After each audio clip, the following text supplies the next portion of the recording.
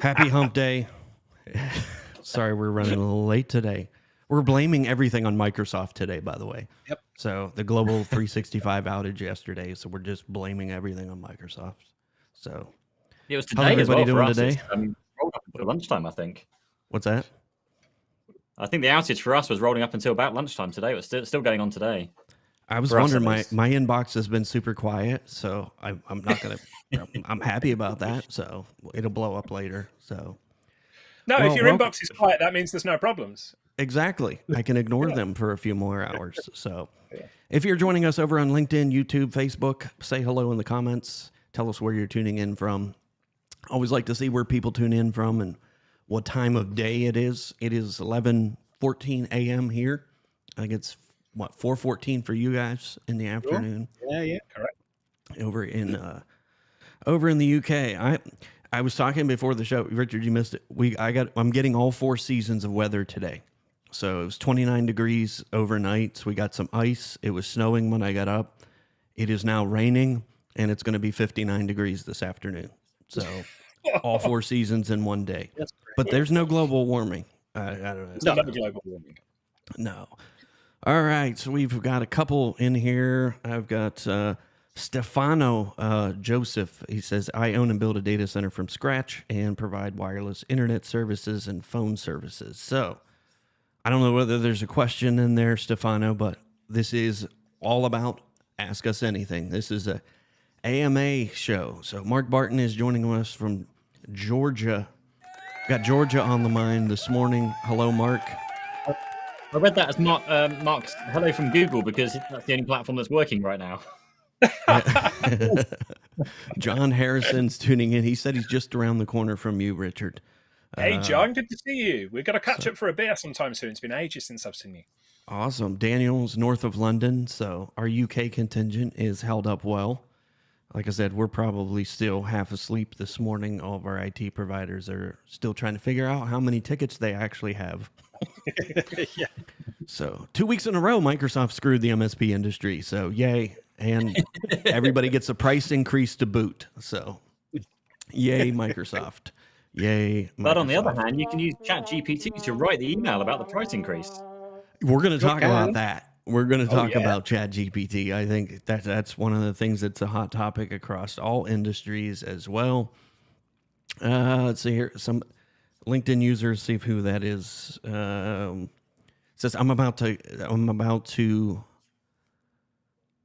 get lost in all the best advice I can get. So yeah, we'll see. You might get lost. I don't know about the advice part. We'll see. So Kevin Lancaster, heavy hitter from the state of Maryland. Thank you, Kevin, for joining us. From Channel Program, John McDonald from Birmingham. I'm assuming It's not Birmingham, Andrew. It's Birmingham. Birmingham. See, there is a Birmingham is in Birmingham. Alabama. See, that's Birmingham. where exactly we need to designate that. It's like I need to pronounce things correctly. So it's Birmingham if It's you're Alabama. Alabama. But Birmingham, let's see. where I'm from. John said he doesn't. They don't do global warming in Newcastle. So We don't do warming at all in Newcastle. Yeah. So Or coats. nothing. Yeah. Yeah. Or coats. Yeah, that's a different story. good stuff. If you have questions for us, if you wouldn't mind putting the letter Q : and then your question, that way it helps me as the meat-headed moderator to be able to find those, tag those, and make sure we get your question answered. Will from Consumer Tech Fife, Scotland. So we're all over. So this is awesome. So again, this is an Ask Us Anything. Well, except for the private stuff. We'll keep the private stuff out of there. But anyway.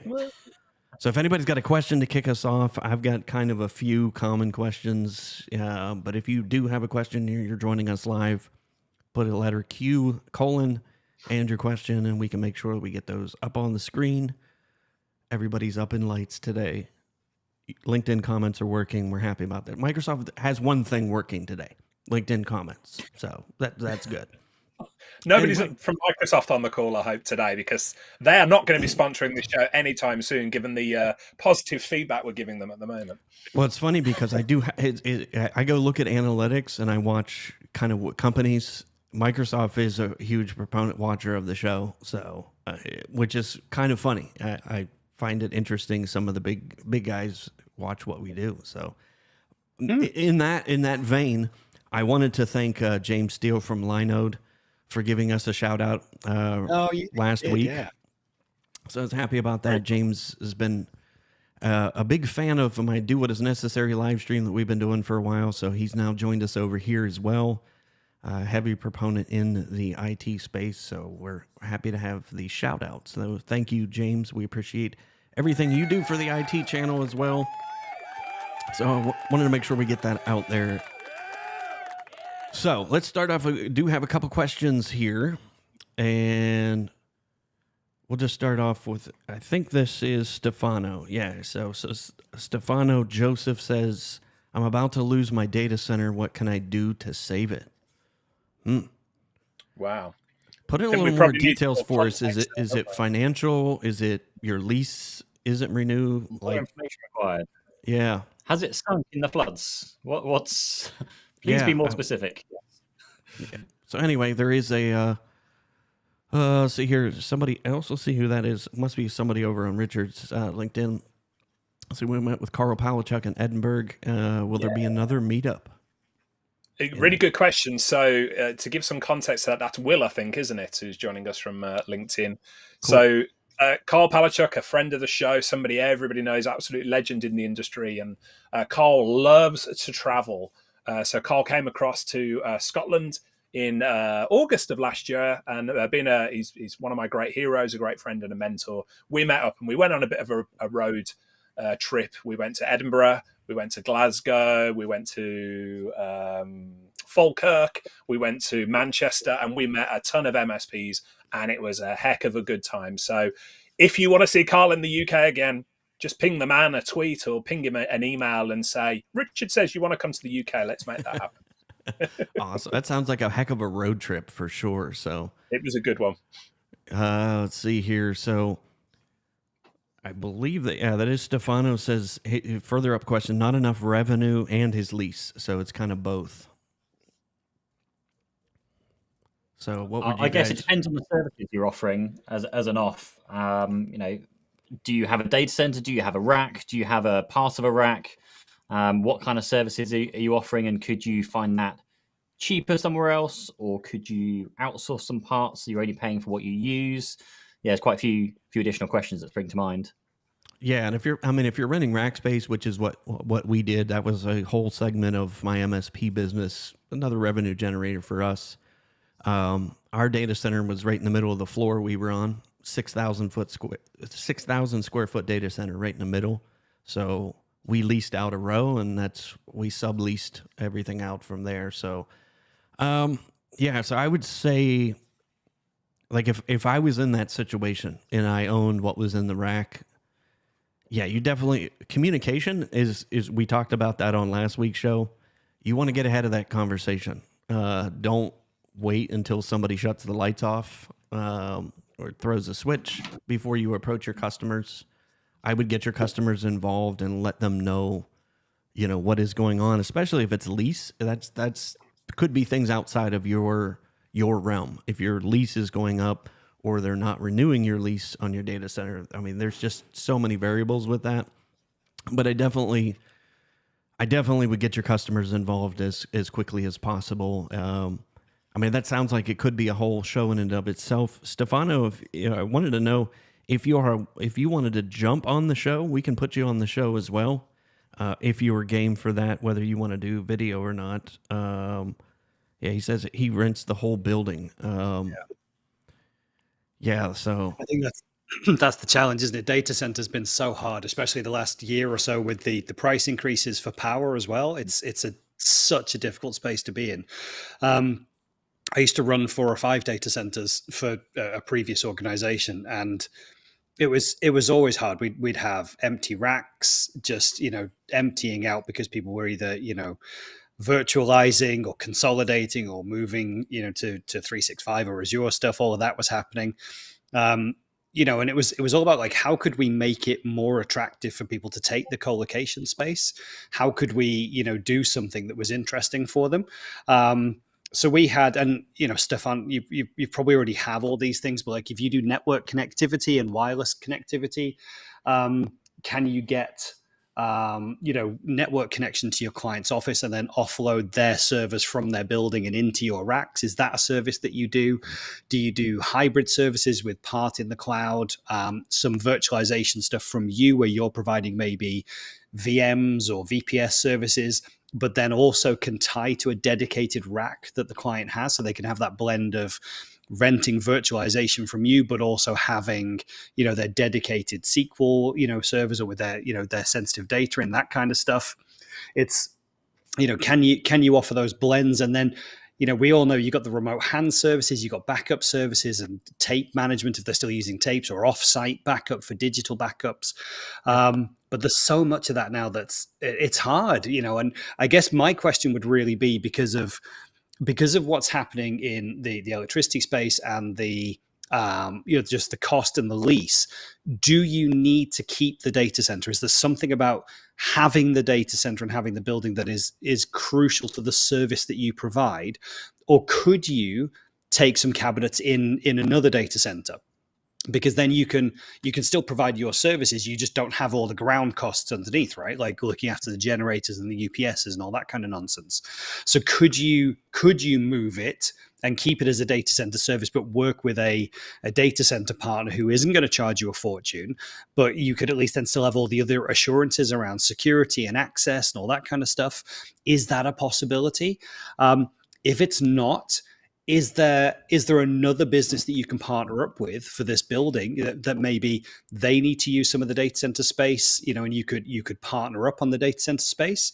Or alternatively, could you rent out private suites by partitioning the data center space and separate access? Those are all things that we've kind of thought about for how to segregate and how to make more revenue out of just sheer footprint of cabinet space that we've had kicking around in our data centers. Yeah. Stefano, it appears based upon your LinkedIn profile that you're in Boston. Give me a thumbs up whether or not that is correct or not. Because I'll tell you, one of the other partners that we had here in the States was Expedient. I believe they do have points of presence in Boston all throughout the East Coast. We partnered with them. They had 3 data centers in Columbus where I was at, and I know they have interconnects with all of their data centers throughout the East Coast. So that might be somebody, and they do have boots on the ground, people that can help too. So yeah, he did say he is in Boston. Stefano, ping me a direct message on LinkedIn so you and I can follow up. I can get you in touch with some of the folks from Expedient. I don't know how big your staff is, but they might be able to supplement you with some staff to be able to make that move. I actually interviewed one of the top folks in the Columbus market on my show about a year and a half ago, because it kind of went through this. There was a data center that went belly up in the Pittsburgh area and just basically gave everybody 30 days and said, we're turning everything off in 30 days. So yeah, definitely want to have those supplemental partners available. But yeah, if you ping me, I can definitely, do a little more legwork for you, get you introduced to the folks from Expedient. Yeah, they do some massive stuff for over here in the States. But yeah, I think reasonably priced too. They were kind of my supplemental data center. If I needed an interconnect that we didn't have, we did some hosting with them as well. So. But yeah, I think it's just kind of leans to the tough times that we're going to see as MSPs going forward this year, just with the uncertainties, especially with office space. That's kind of where I'm seeing a lot of commercial real estate here in the States is trying to make up for lost ground from the last couple of years. And unfortunately, the people who are have stayed in place are getting those nice price increases right now, which unfortunately are either pricing them out or having them to do what Stefano's having to do right now. So, a couple of thoughts. I'd love to know how. Oh, sorry, Richard, you go. Yeah, a couple of thoughts for Stefano, and I guess the first one is, and this goes for the entire audience, whether you're a data center, MSP, VAR, or anything in between. When times are tough, and we keep banging the drum about it. I'm sure you'll agree with me, Pete and Scott Andrew here, but you've got to manage by metrics. And what I mean by that is to actually look and see, right, where is the revenue coming from? Is it profitable? Are the clients that we're working with profitable? Where's the lean areas? And so, Stefano, I would say to you, it's all too easy. And I speak as a former MSP owner. We often know who our biggest client is in terms of revenue, but are they profitable? So I would challenge you to have a look within your business and say, like, which parts of your business are profitable, which parts are not so profitable, and which parts are actually losing you money, because that can be quite eye-opening. So that's the first thing. Once you've got that information to hand, and that goes for anybody to use a PSA tool or whatever tool you need to do to find out their profitability, is then second, you can make metrics-based decisions based on measurements rather than this gut feeling we have. So if you're anything like me, Stefano, at the moment you're sitting there and you're like, I don't know where to turn. I don't know what the real problem is. I just know we're not making enough money. So first thing is to measure it. Second thing, you can then make decisions about the areas that are not earning you the money. So Andrew's offered you a really kind introduction there. We actually mentioned James Steele of Linode, who were purchased by Akamai for $950 million, I believe it was. Or was it $900 million? There's a few quid there. But it might be that, let's just say, some of your Linux hosted services are running at a loss. The cost of powering up the hardware and everything else is at a loss. You could have a conversation with somebody like Linode or any one of the alternative cloud providers about doing that more cost effectively. Could you get the machines from them? Could they be spun up for you at a more convenient, a more cost effective rate than you're paying at the moment to host it yourself? I don't know, because only your business inside and out, but there are plenty of options out there. So fingers crossed, giving you all the best. But the very first thing I would do is measure where you're at and work out what's working and what isn't. Yeah, for sure. Yeah, I sent him the link. He just messaged me, so we'll see if he jumps on the call with us. Maybe we can get a little more details and help him work through that as well. Another big hitter on the show this week, Jason Slagle, coming to us. Sweet. Jason is a fantastic resource over here in the States when it comes to cybersecurity. So we're definitely honored to have your presence, Jason. He actually made a comment. It's interesting because some of those that moved to Azure, AWS, things are coming back because people are finally getting their non-intro period bills. Yeah. I'm seeing a lot of that too. The return of the on-premise servers this year. I forget, somebody posted the other day. They did an inventory of their clients and had 6 people that were on 2012 server 2012. Which is coming end of life. And he sent out 6 proposals, and 5 of those people said yes. Wow. So he's getting, so just to let you know, there is still hope. So Stefano's joining us. So just give me a second to pop him in the show here. We'll see if we can bring him in. And give me a second, guys. I'm going to create a camera spot for him. And live guest, this is the first. Yes, that's why I love this. Now I need to. I mean, it's something. Some weeks the 4 of us can't turn up in the same place at the same time. So this will be really impressive. Yeah. All right, so we're gonna get Stefano in here. So let's see here. We'll put him in a circle down here, and put Stefano in there. So awesome. So let me move your camera around real quick, Stefano, and get you placed inside our little circle here. And there you are. You're on live with us, Stefano. So welcome. Hey, Stefano. Thank you for having me, guys, today. Thank you. Yeah. So walk us through kind of what you're going through right now. Just so we can kind of get a good, clear picture to kind of we're kind of giving advice on bits and pieces of info that we have. So yeah, just tell us what you're going through right now. So absolutely. So I built a data center in Brockton, Massachusetts. So technically, Brockton, Mass is about like 25 minutes, 30 minutes out of Boston, and never had a data center before. So when I built a data center, I had to close my office up in New Hampshire and build a data center. But really, my first objective was to open more like a playground for trainings, because my background is business information tech, but I'm heavily on the network engineering. So I built a data center from scratch with my bare hands, and I'm talking from running wires, programming every single server, Active Directory, and I'm about like 40% Windows, and I'm heavily open source. So I have about the whole 60% is Linux. So I built a data center, which is now a carrier neutral data center. I have Comcast in. I actually have the UPS. I have like the whole floor. Literally right now, I got about like $16,000 worth of racks empty, um, and I have actually so far about 10 miles of fibers and three to four carriers in right now. So I got Comcast in. They have their own rack, but really it's not really bringing me enough revenue. I do also try to make it like in one place. So I do provide voice over IP services, um, for both anybody who wanted to become like a phone provider, a voice reseller, or an actual customer, as well as the rack, the collocations, and I do have like wireless antenna that I install on my roof, and I start providing wireless internet in the city.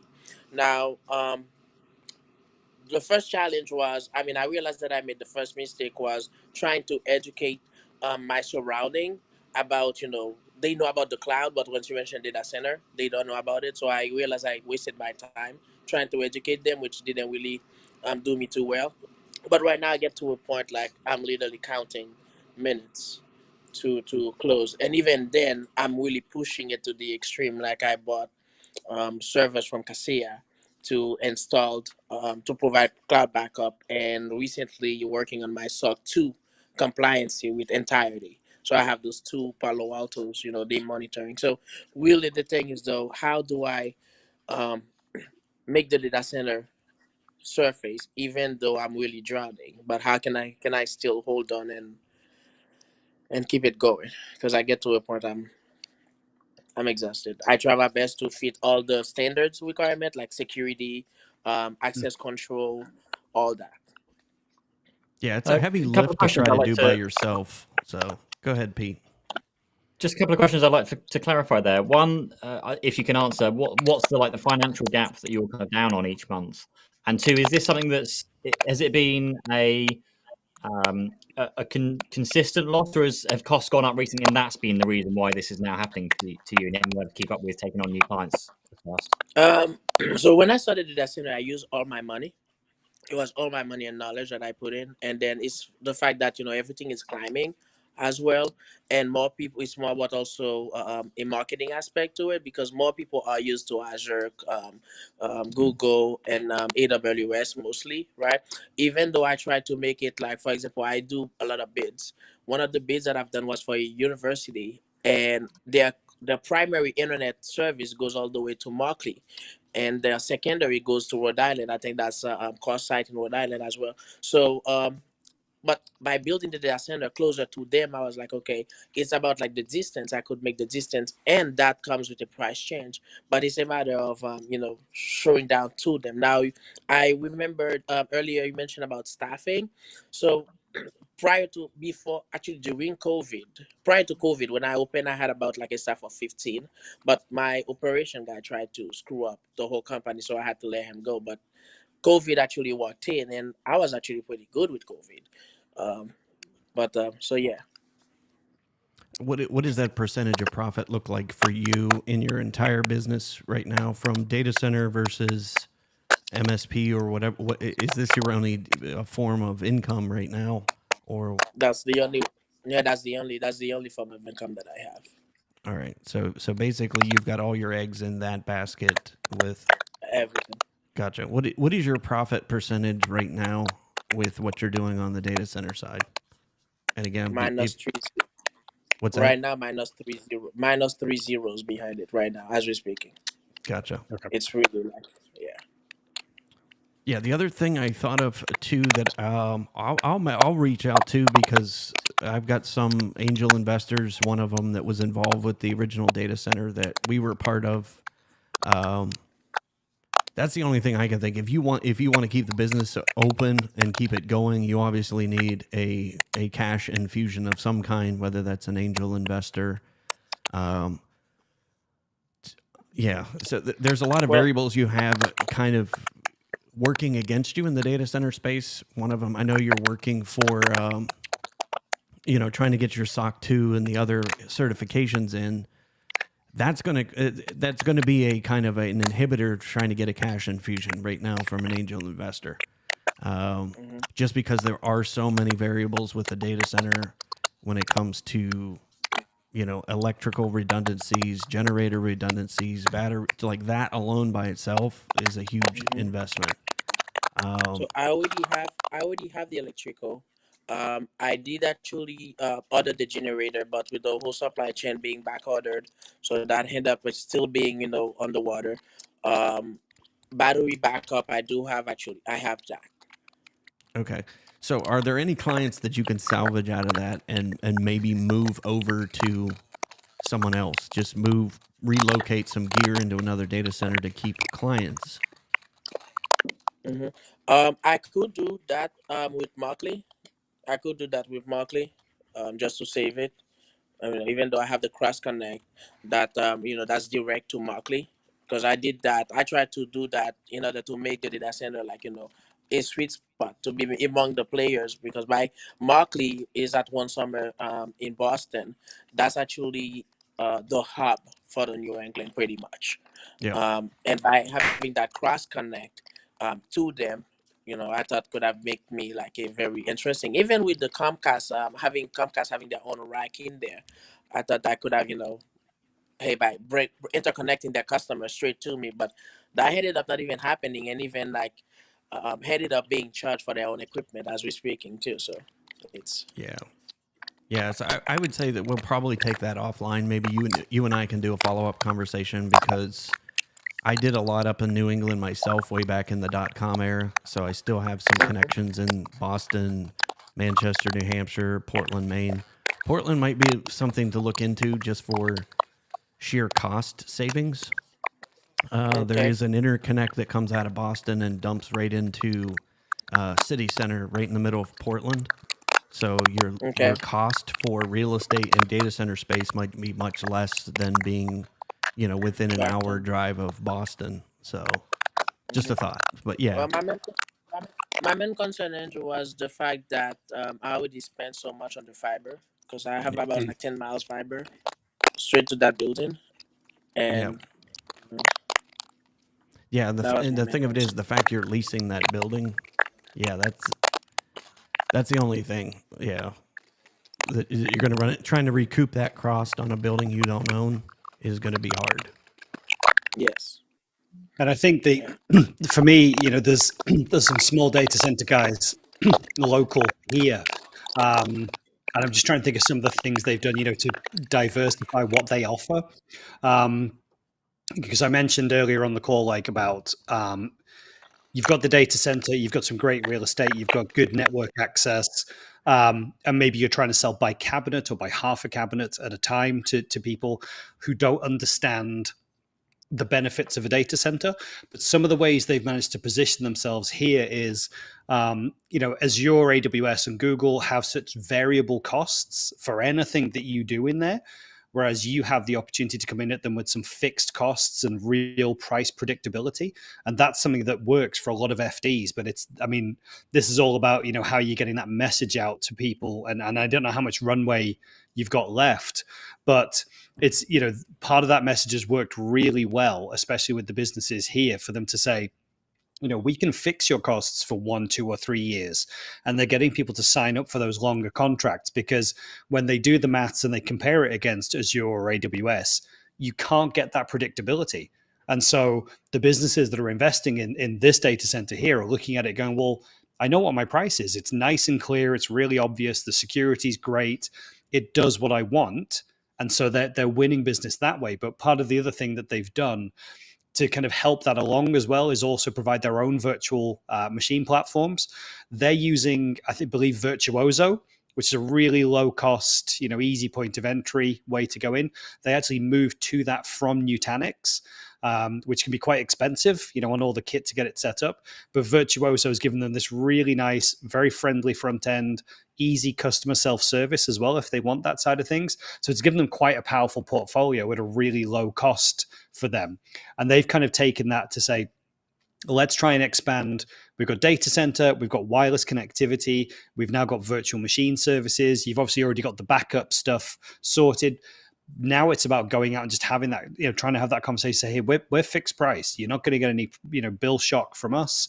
It's about getting that message out, but it's not, I know there's no easy fix, right? But it's thinking about how much time you've got left in there. And if, I get it. You've kind of got that sunk cost now. You've put everything in there. You've put all your heart and soul into it. It's a thing that you made. I totally get it. We have to see how much runway you've got left, because if there isn't enough time for you to get that revenue, get the message out, and the lease is going to come up and you need to move, you're going to want to have that plan ready just in case. And I know it's not what you want to do because you put your heart into it, right? You don't want to do it. So have we got time? Can you get an investor? Can we get the message out to get those services and get people interested? It sounds like you just need more runway, genuinely. Well, I think that's actually the only resources that I'm actually lacked on, because I actually try to use Google and try to reach out to a couple of investors. Like the only one that was responsive, and that's actually in New Hampshire. It's it's like a credit union, pretty much. They were responsive to it. But I had to be in New Hampshire, which I was not opposing to that. But I don't think, because they actually have the long assumption that because I'm already in Brockton, they think Brockton is the main um, um, operation. So I have to actually try to explain to them that now I can also expand to New Hampshire, because the more data center, the more presence, I would call it pop, the more point of presence that you have, it's easier for any carriers and any vendors to be there. Like I try to use example like Netflix, for instance, with the CDN network.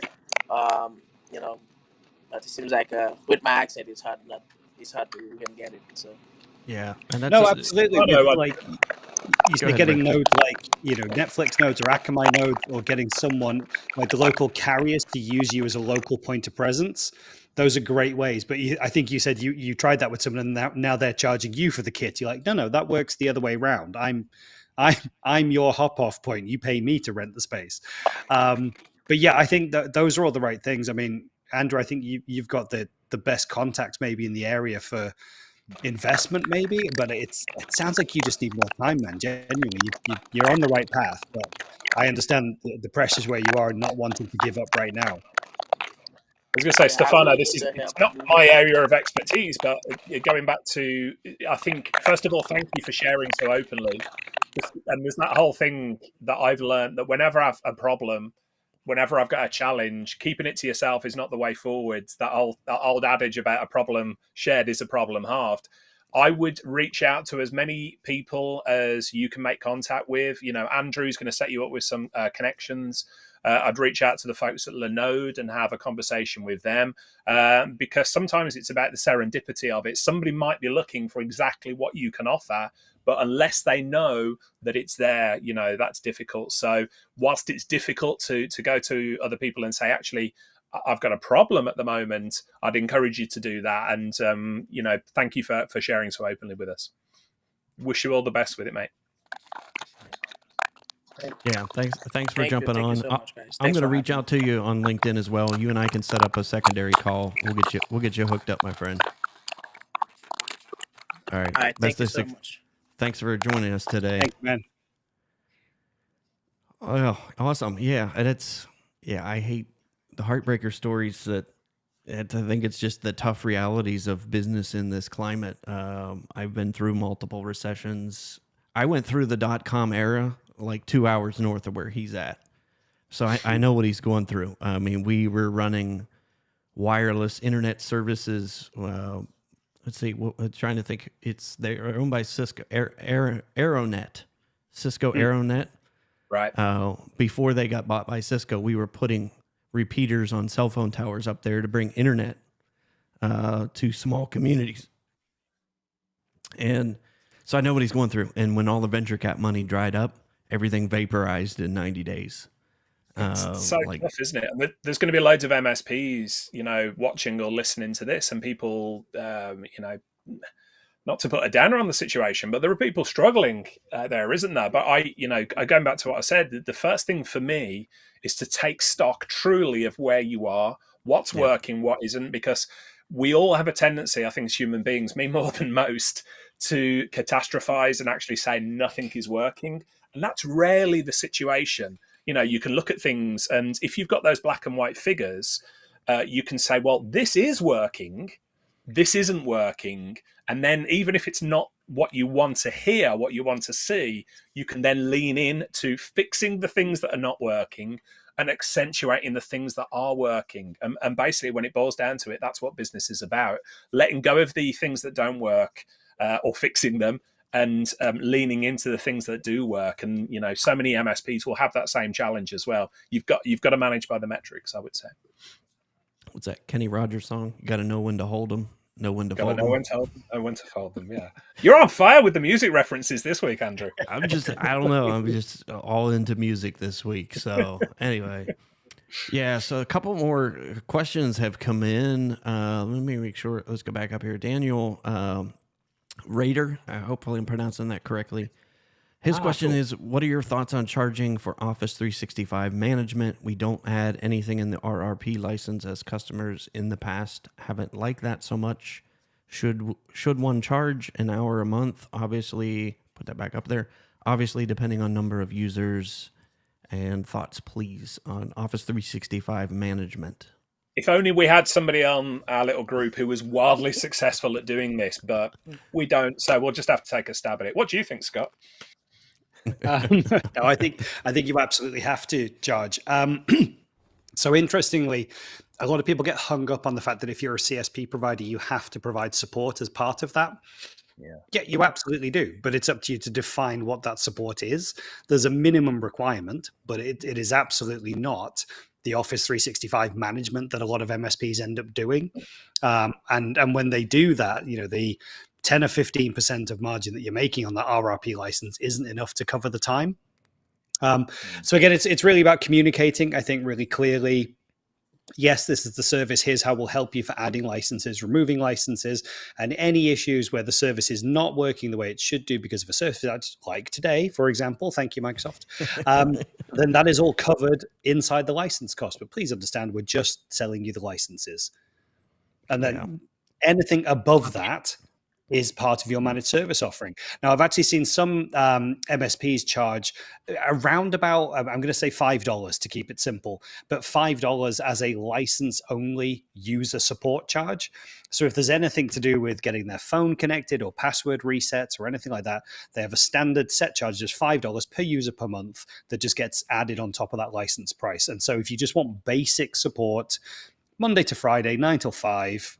You can make it email only if you want, but essentially using the software, fine. It's $5. They're not doing any kind of patching, update, service packs, antivirus management. They're not managing any devices for you. But if you've got any queries, it's there. You can scale that as well. I've seen some people just charge a site fee. So they might say, hey, you've got one head office, and we're going to charge you $250, $500 a month. Maybe it's, depending on the number of users, exactly as you said there, Daniel, I want to say. My thing isn't scrolling. Yes, Daniel. Yeah. Is basically they might charge like half a day or 1 day of time a month of their consultancy or their engineering rate, just as a retainer, again, so that you're happy to provide that support.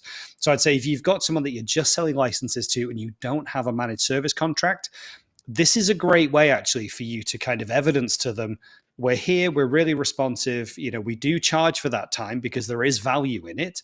And actually, as they get to know you and your team, it gives you an opportunity to move up into a managed service opportunity. But also, you get these clients where they're buying a lot of licenses from you and they have their own IT guys and they just need you maybe for the licenses, and maybe they're buying connectivity or some other service off you, but they don't ever want to move to managed IT support. This is another great way to say, that's cool, we're happy to support you, and maybe the per user cost isn't right, but that site support cost, where we're supporting your IT team when it comes to these users and any issues, we're right there for you as well. Yeah, great idea. Yeah, I think I would be doing that if we were. Yeah, I think we're gonna mic drop that. So, uh, No further comment needed. exactly. Yeah. Another question that came in from Mark Barton: is there a good social proof app to help drive visibilities and reviews? Yeah, there's a couple that I'll sort of name drop, and there's plenty more. I can see Pete smiling and nodding because he knows some as well. So specifically for the MSP market, Smileback was acquired by ConnectWise. I'm going to say last year, but I only checked on that product yesterday, and that's still part of the ConnectWise family there. So Smileback, excellence for if for anybody who's watching this and saying, well, you've got that built into ConnectWise Autotask, whatever. With all due respect, like I've seen the statistics, the amount of people who click on the the tickets, the little message you get at the bottom, what did you think of this? The amount of people that click on that is absolutely negligible. So these tools like Smileback, and you've got SMPOST, which is another great tool there.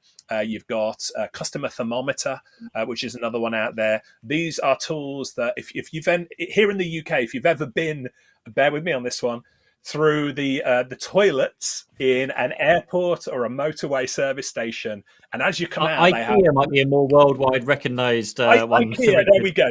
Thank you, Pete. People are like, "What the hell are we talking about toilets for?" But you come out and you'll see a little smiley face or a sad face that says, "How was our toilets today?" Like, yeah, whatever.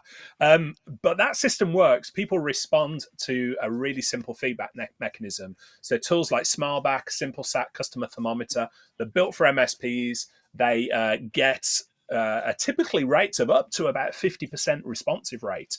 So you actually get really good feedback. But the real key to this, Mark, is the automation and what you do with that feedback. It's not just gathering feedback for the sake of it. It's then saying, okay, we've had great feedback, bully for us. No. What you want to be doing is reaching out to those people and saying, okay, can you give us a Google My Business review? Can you leave a Facebook review, whatever it might be? And the people who get in touch and say, I'm not so happy, you want to be all over that like a rash and picking up the phone and finding out what's gone wrong. So Smileback, SMPOST, Customer Thermometer. I'm sure, Pete, there's going to be other ones out there as well, isn't there? Yeah, I was laughing because we were chatting about this yesterday, weren't we, all together? We were, yeah. I think Customer Thermometer for me was the only one that I came across when I was looking at it, and this was a few years ago now, but it was the only one where you pay per feedback. So I think you pay like 50 cents per feedback action. So it's just like, you pay whatever your kind of cost is for 50 credits, and you're guaranteed to get 50 responses of some form for that money. So I absolutely love that kind of model because then you're only paying to actually get the responses. Nice. The other... and this is kind of where you're going here, is none of the PSA tools or any tools in there that have this kind of built in are really built in with, weirdly, with the MSP in mind. It's a great kind of tick box to have, a feature to have on their product, but they don't actually do anything with it. And I find that, yes, if you're asking multiple questions, that's the kind of the biggest false kind of economy I see on kind of CSAP surveys of, here's 10 questions, sit here and answer these 10 questions and let us know how we're doing. No one's really got time to answer 10 questions or even 3. So don't kind of do those things and look for these really simple, the 3 smiley face or, something along those lines. There was also, I can't remember the name of it. There's one that did like gamification behind it as well that did work quite well. Where you can kind of award people for getting so many reviews and so many smiley faces. And you can also like reward your colleagues for being like extra helpful as well. But I think it's exactly what Reacher said there. It's you want to collect the feedback, you want to action the bad feedback immediately, and you want to take the good feedback. And I always caveat this as good feedback that's had a comment because they like you and they've had time to actually leave you some more thoughtful feedback, and then communicate with those people through an automation. If you're a small MSP, you can even do that manually as you see the feedback come through. And exactly like that, say, hey, love your feedback. Thank you so much. We're trying to grow our Google reviews right now. Would you mind just clicking on this link and then link them directly to your Google reviews or testimonials, the feature where you can leave the feedback? Because by doing something like that, you can and you will grow your Google reviews. And we've done it with a few clients as well, where they do that. They set up this system and the automation in place. And within a few weeks, within a few months, they can basically call themselves the most highly rated IT company in, insert local area, because no one else really focuses on their Google testimonials. And I know when we were chatting, Wasn't there some horrible statistic like half of them don't even bother with a Google? Interesting question. Thank you.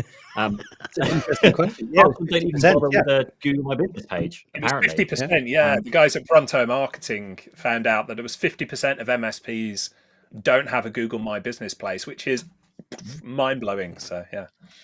Yeah. So we got one last question that was in the queue from John Harrison. He said, has anyone installed Starlink? I'm looking at it as a possible solution for a client in, Richard, how do you pronounce that? Rural Northumberland. You go on. You've got to be. I don't want to botch anybody's name. I'll be getting tomatoes thrown at me next week's show. So I've never tried Starlink. I'm really intrigued for anybody who has, but there is something, John, that you might want to take a look at. I've here in Newcastle. I'm in semi-rural, so I'm in Northumbria, and I've got what's called SimRush fitted, which is 4-5G connectivity. But before you sort of dismiss and go, well, there's no signal, what SimRush does is it mounts the signal, and they've got a really good way of finding the local antenna that gives top quality signal. So, I mean, I've been getting like, I've got a gigabit connection via Virgin when it works. And then I've got, it's an 80 meg connection on 4G with an antenna stuck to the side of my property. So SimRush is an alternative to Starlink. So worth looking at. And the price is not too bad. It's what you'd pay. You're going to pay maybe £1,000 up front for an installation. But then the actual ongoing costs are, £20-30, depending on what sort of SIM contract you have there. So at the moment, I think one thing I have seen. Yeah. One thing I have seen, because I remember a while ago, I was looking at that kind of situation for the house, even for a few clients, we were looking at that. And in terms of, I think consistency was the issue for us. We actually turned up a few times a day to do speed tests. We're like, wow, you get some really great speeds. And then we got to the stage of actually installing like the SIM card and finding the kind of right router that supports everything. And the speeds just weren't consistently like that throughout the day. And obviously, if they have a network busy period, then things really slow down. I think from what I've seen so far, and I know a few people that have tried Starlink and I think are even using Starlink, and it's good. Speeds are pretty good and consistent, and you can pretty much take it anywhere. And you can plug in a portable battery power and have internet literally anywhere, powered by the Starlink situation. So I think nowadays we had a few clients that we were looking for satellite connectivity because that was again the only way of trying to get reliable, consistent, good speed broadband. But Starlink would be my kind of go-to nowadays. I think it seems to be a very, very good service. It's the latency, isn't it? I mean, it's way better than your typical sort of satellite latency, but it's still, not the best. Where SimRush and that we found it really reliable actually. So we're consistently getting sort of 80 meg connection there. So again, and I think Starlink, it was like $80 a month or £80 a month. And it's jumped up recently, hasn't it? It's about 129. Oh, has it? Yeah, I believe so. So yeah. But it's something like a 600. I think here in the UK, it's £600 setup fee as well. The latency doesn't look too bad. Reports are saying 20 to 40 milliseconds, which is great to say it's near orbit. Let's be honest, it's much better than satellite was. I think he's saying it's way out in the middle of nowhere and did a dip. So seeing a tower might be a problem. We ran our office I'd 5 just say, for a year. Sorry to interrupt, Scott. I would just say, don't dismiss it because it's in a dip, though. Yeah. Honestly, they do some incredible stuff. So, yeah. I mean, if they'll do a site survey, then it's definitely worth checking, isn't it? Yeah. Yeah. Yeah, that was when we were doing wireless internet up in New England. That's what it was. I wouldn't climb the cell phone tower. My partner actually did. I'm like, I'm not getting up there. So, anyways. So hopefully that answered your question, John. Let us know how that turns out as well. Matt Deville actually said Starlink did one customer. It's viable for streaming and downloads, but slow DNS resolution and delay getting to pages. So it's kind of typical for satellite internet. So yeah, I remember those days. Scott, I think you had commented, somebody posted a US Robotics 14.4 modem on LinkedIn today. So I was like, I remember those days well. I was going to say, let's just put slow into context, shall we? Exactly. Yeah, John said you can come with him, Richard. Oh, he's got one. Oh my, he's got an acoustic coupler. I got to zoom in on that. Let me zoom an acoustic coupler. Oh, there we nice. go. This is a for people listening on the podcast, I'm holding up an Atari 810 acoustic coupler. An 830 acoustic coupler from about 1982. So if you've seen the film War Games with Matthew Broderick, you'll know what I'm talking about. If you haven't, you're way too young. Nice. Oh, absolutely. You're going to be playing chess against Whopper. There we go. Look, I remember. Okay, I'm going to end the show. I don't know whether you guys have a little bit of time. Pete, do you have time to talk about your watch fetish today? I I need to get going soon, but I only mentioned it earlier. So I'm wearing with 3 watches. I'm doing with 3 watches. So tomorrow we're shooting a load of shorts, and I'm doing a battery life test. But also I'm doing another video that's about this watch. So I'm wearing this one to shoot a video, and I'm wearing this one to shoot a video tomorrow once the batteries have both died. So yeah. Anyway. Check out Pete's YouTube channel if you're into watch fetish. He'll fill you in on all the details. He's going to get a real niche audience now. I was chatting with someone earlier today about like which content's performing well, and I've put so much time and effort into lots of the content I make, and the content where I've literally spent 5 minutes doing really what feels to me really stupid things that why would you even do it? For example, like the Pixel watch that I'm wearing. Generally, any watch only really charges with the charger that it comes with. You're not going to charge an iPhone off of a Galaxy Watch charger or anything like that. But I've literally done that in my like short. I've taken a mobile phone and gone, well, here are all the different chargers. Let's see which charger charges it. No, it doesn't work on that one. No, it doesn't work on that one. Magically, it works on the one that it came with. And those ones have got like 4 million views. I'm just like, why? The YouTube algorithm. Anyway, so all right, I know you guys got a jet, so I just wanted to thank all of the folks who turned up live today: Mark Barton, Daniel Ryder, Kevin Lancaster, John McDonald, obviously our good friend Stefano, Tony Edwards, Jason Slagle. Hopefully I didn't miss any. John Harrison. So thank you all for showing up live today. And if you're catching this on the replay, thank you for watching. If you're catching it on the podcast, thanks for dropping your earbuds with us. So that will end this show. I figured we would end it with some watch fetish. So we're going to show up in all the YouTube search terms now.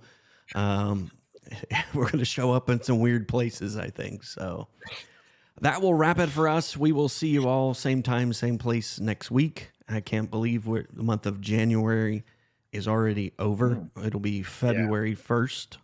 So our February broadcast. So crazy, crazy, crazy. We'll see you all next week. Take care. Be safe.